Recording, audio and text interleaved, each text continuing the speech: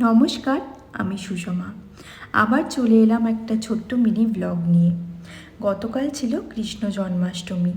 আশা করছি আপনাদের সকলের জন্মাষ্টমী খুব ভালো কেটেছে। আমাদের বাড়িতেও জন্মাষ্টমী পালন করা হয়। আপনাদের সাথে শেয়ার করছি আমরা কেমন করে পালন করলাম এই দিনটা। প্রথমেই দেখো, গোপুর নতুন জামা কাপড় বার করে ফেললাম। ইচ্ছা আছে একদিন তোমাদের সাথে গোপুর জামা কাপড়ের কালেকশন শেয়ার করব। সাজগোজ করানোর পরই শুরু করলাম ভোগ বানানোর প্রস্তুতি। দেখো, আমার ননদ তালের ক্ষীর বানাচ্ছে। তাল, দুধ, মিল্কমেড, নারকেল কোড়া, চিনি আর ড্রাই ফ্রুটস দিয়ে তৈরি করছে ক্ষীরটা।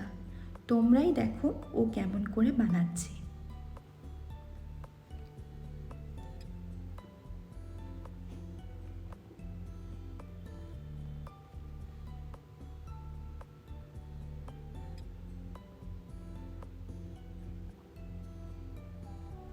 এবার দেখো, শুরু করলাম তালের বড়া আর লুচি বানানো।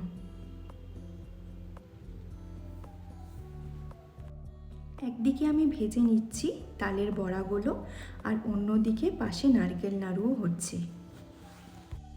জানো তো, প্রথমবার নিজের হাতে সব বানিয়ে ফেললাম। অবশ্যই মা, জেঠিমা আর ঠাকুর ঘরের সোনাদি সব সময় আমার সাথে ছিল। আচ্ছা, তোমরা কিন্তু অবশ্যই জানিও তোমরা কি কি ভোগ বানালে। আর বলো তো, তোমাদের কেমন লাগে তালের বড়া আর লুচি খেতে? আমার তো খুব ভালো লাগে। এবার শুরু করলাম লুচি ভাজা, আর শিল্পীকে আমি রাগাতে লাগলাম, তোমার লুচিগুলো তো একটাও ফুলছে না। কেন ফুলছে না জানো? কারণ তেলটা প্রথমের দিকে গরমই হয়নি। এবার জোগাড় শেষ হতেই চলে এলেন আমাদের ঠাকুরমশাই। জানেন তো, এই ঠাকুরমশাই আমাদের প্রতিদিন দুবেলা করে শ্রীধরের পুজো করেন।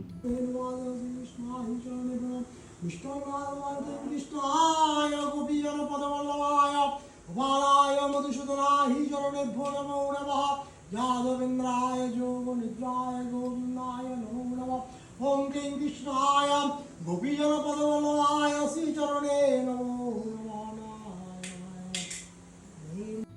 আজ তাহলে এতটুকুই। তোমরা জানিও কেমন লাগলো ভিডিওটা।